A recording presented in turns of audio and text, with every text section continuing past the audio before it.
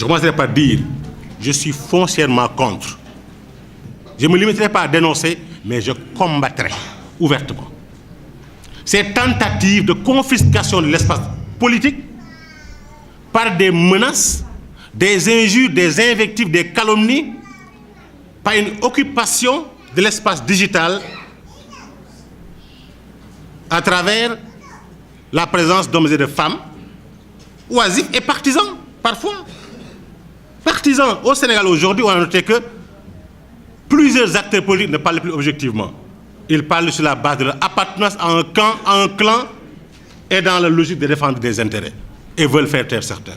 Je vous appelle en communication, on appelle cela quoi?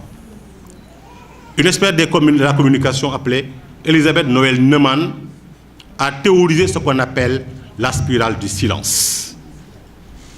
On n'y tombera pas.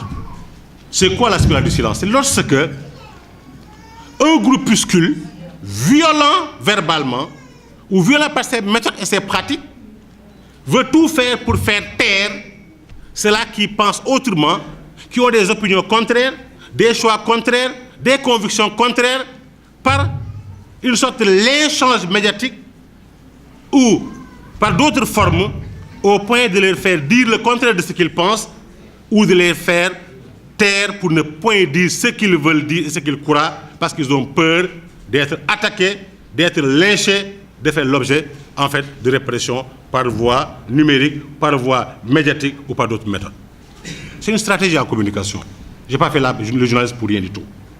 C'est la stratégie aujourd'hui de petits minoritaires qui rêvent debout en pensant que le pays dirigé par Senghor, le meilleur de sa génération, Abdou Diouf, le meilleur de sa génération, major de l'INFOM, qui a été gouverneur, haut fonctionnaire, ministre, premier ministre, avant d'être chef d'État, suivi par Abdoulaye Wade, le plus diplômé de toute sa génération du Cap au Caire, comme on l'appelle, qui a mené un combat farouche avec beaucoup de courage et d'abnégation, de patience et de persévérance, suivi par Macky Sall, qui a mené le combat qu'il fallait, sans être le fils de, le neveu de ou le petit-fils de, mais sur la base de la méritocratie républicaine, s'est battu également pour diriger les étudiants quand il était étudiant, diriger des cadres quand il devait être, quand il était cadre, en s'engager dans un parti politique d'opposition alors qu'il était déjà ingénieur et qui pouvait choisir le camp du pouvoir pour avoir des promotions en renonçant ainsi à des avantages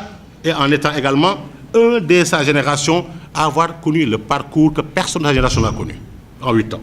Directeur général, ministre, député, président de l'Assemblée nationale, premier ministre avant de devenir président de la République. Ce pays-là, on ne doit pas laisser sombrer entre des mains d'aventuriers inexpérimentés qui n'ont jamais eu à gérer même le plus petit budget pour pouvoir démontrer qu'ils sont transparents, honnêtes ou sincères dans la gestion. C'est très facile d'être